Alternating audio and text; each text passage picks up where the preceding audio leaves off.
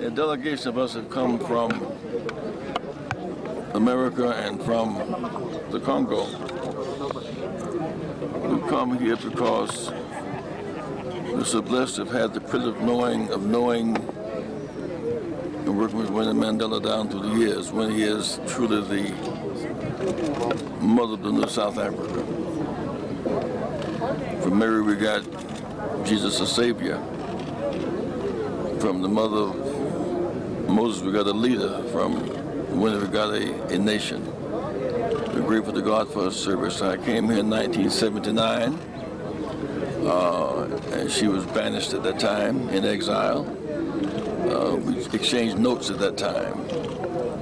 I came back across the years, and of course the day that Nelson came out of Robins Island on Cape Town, we were there together on that occasion. For 27 years after the trial at Ragonia, most of the world had not seen Nelson Mandela. There was no internet, there was no cell phones, there was no Google, no Facebook. And so for 27 years we knew Nelson Mandela was alive because his heart was beating. It was Winnie's heart. 27 years he was in the dark. And it was Winnie had the heart of the man that she kept the Mandela name alive. With her strength and courage, we defined this struggle. She made this a global struggle. Epitomized the joy of our salvation. And because of her work, I worked with Oliver Tambo. He was in exile. He was in America and France and Britain.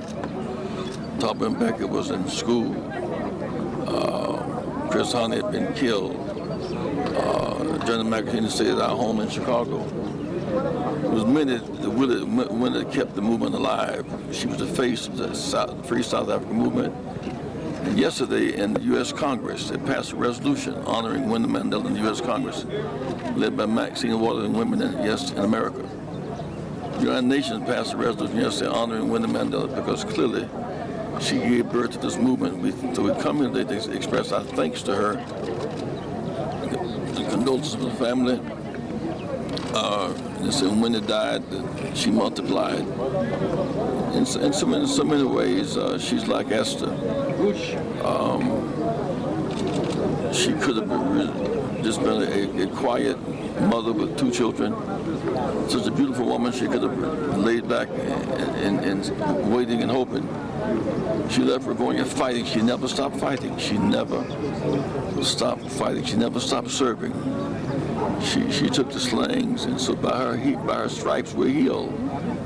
By the pain she took, we're healed. There are those who assert leadership today, they were not here. She never left the belly of the beast.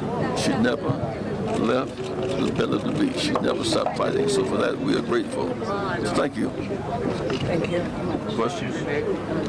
Yeah, Reverend there is an ongoing debate in South Africa about her legacy as we speak. From the outside looking in, do you think South Africans there's a misconception or we are confused as South Africans in not understanding the legacy of Winnie Mandela? Do you think we're misinformed, that we don't actually get what the sacrifices were, even though we have a free country now, in part due to her efforts? You know, if you might use a football analogy, those who are on the sidelines have clean uniforms. Those in the stands have clean uniforms. Blood on the uniforms. Dirt. They're scarred up. But by her scars, we're healed. She was in the battle. Winnie was a freedom fighter, a liberator, an emancipator. She bore the burden of raising 2 children and birthing a nation in 27 years. When Nelson could not speak and had not been seen, we knew Mandela because we knew Winnie. We saw him on Sunday, 1990. We'd seen her for 27 years. She went to jail. She faced exile. She was banned. She was attacked by the government.